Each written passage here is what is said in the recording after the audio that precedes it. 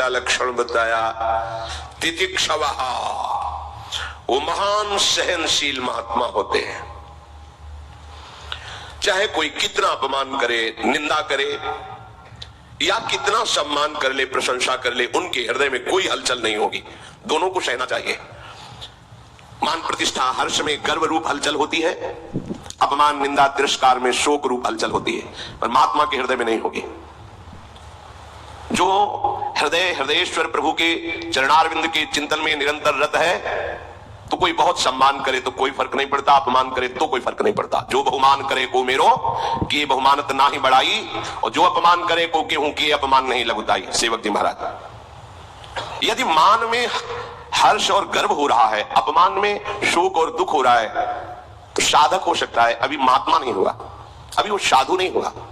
साधु पदवी उसी के आगे लगती। तितिक्षवा, शरीर स्वस्थ है या अस्वस्थ है, परिस्थिति अनुकूल है या प्रतिकूल है, लोक निंदा है या लोक प्रशंसा है, कोई फर्क नहीं। वही गंभीर मुद्रा हर्ष में भगवत चिंतन परायण, ये साधु का पहला लक्षण है।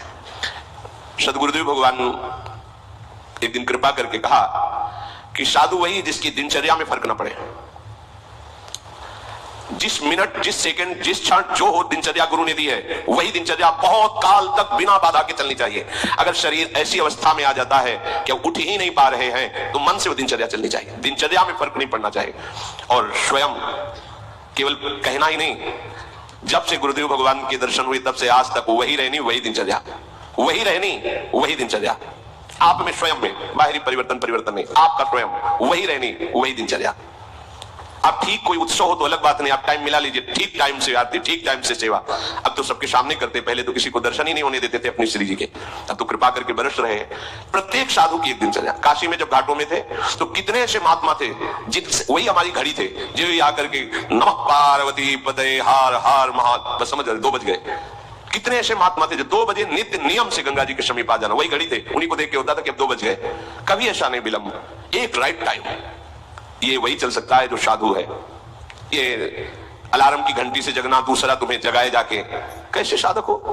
तुम्हें कोई जगाए, हमारी तो समझ में नहीं आता। अलार्म की घंटी तुम्हें चाहिए, अरे भाई तुम्हारे अंदर बेचैनी होनी चाहिए।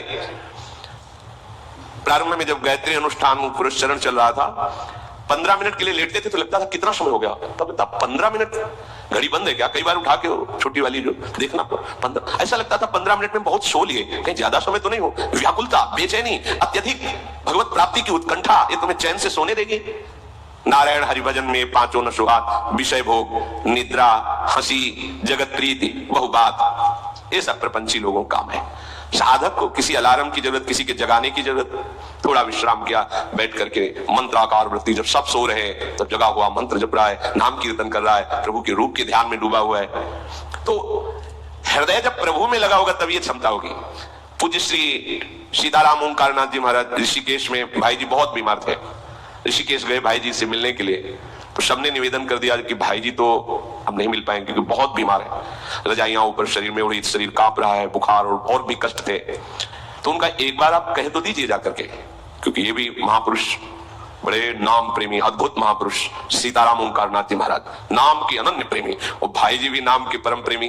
भाई जी से बताया कि सीताराम ओंकारनाथ जी मिलना चाहते, पर हमने मना कर दिया कि आपका स्वास्थ्य, किसका स्वास्थ्य खराब, तुरंत फेंकी रह जाए, उठे चल दिए। साथ साथ टहलते हुए घंटों वार्ता, गंगा किनारे बैठकर वार्ता, फिर आए, जेवी रजाई उड़ी, फिर वैसे ही बुखार, फिर वैसे।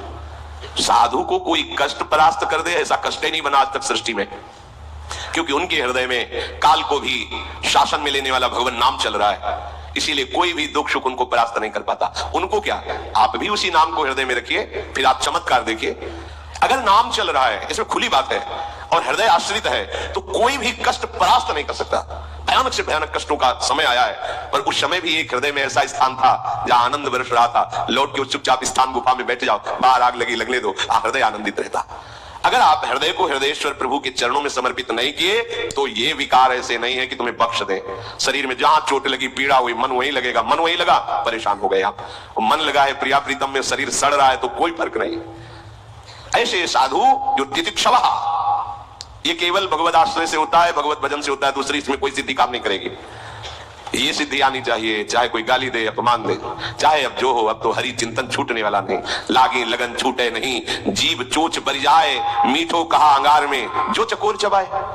चकोर आग खाता है, चकोर को कपूर दे नहीं खाएगा, वो आग खाता। क्यों? उसने सुन रखा है कि भगवान शंकर चिता की भस्म लगाते हैं। और चकोर को चंद्रमा से प्यार है, और चंद्रमा तक उसकी उड़ान नहीं है, पर प्यारे को प्राप्त करना है तो कैसे प्राप्त करें? तो सोचा आग खाऊंगा, भस्म हो जाऊंगा, कभी महादेव जी कृपा करेंगे और हमारी चिता की भस्म लगा लेंगे ऐसे, तो वही मस्तक पर हम चंद्रमा विराजमान है। द्वितीया का प्रीतम से मिलन हो जाएगा। प्रीतम से मिलन की लालसा से चकोर आग खाता है, आग। वो भस्म होकर भी प्रीतम से मिलना चाहता है। वही परमार्थ का पथिक है जो हर कष्टों को रौंदता हुआ हरि की